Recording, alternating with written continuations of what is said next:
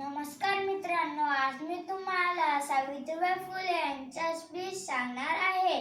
समाजाला दिली ज्ञानाची सावली, धन्याची क्रांतीज्योती सावित्री मावली. लोकांनी शेण घाण दगड मारले तरी तिने हार मानली नाही. अशी ही पहिला महिला शिक्षिका व मुख्याध्यापिका जिने सगळ्या स्त्रियांच्या आयुष्यातील अंधकार दूर केला. अशा ह्या क्रांतीज्योती सावित्रीबाई फुलेला माझा शतशः नमस्कार. त्यांना महिलांचा मुक्तिदाता म्हटले जाते. त्यांचा जन्म 3 जानेवारी 1831 रोजी नायगाव सातारा इथे झाला होता. त्यांच्या वडिलांचे नाव खंडोजी नेवासे पाटील. पुढे त्यांचा विवाह ज्योतिबा फुले यांच्यासोबत झाला. सावित्रीबाई फुले शिकल्या नसताना ज्योतिबा फुलेंनी त्यांना लिहिणे वाचणे शिकवले.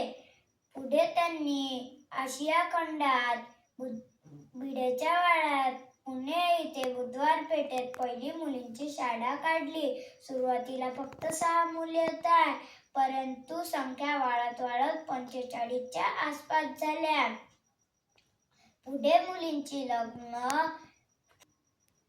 त्यावेळी मुलींचे विवाह खूप कमी वयात होत असे, म्हणून त्यांना पतीच्या मृत्यूत सतत जावं लागत असे. मग त्यांना मुंडन करावं लागत असे. ज्योतिबा फुलेंनी व सावित्रीबाई फुलेंनी मुंडन ही पद्धत तोडण्यासाठी न्हाव्यांचा संप केला. त्यांचे ग्रंथ काव्य फुले, त्यांचे साहित्य बावनकशी, सुबोध रत्नाकर हे त्यांचे साहित्य होते.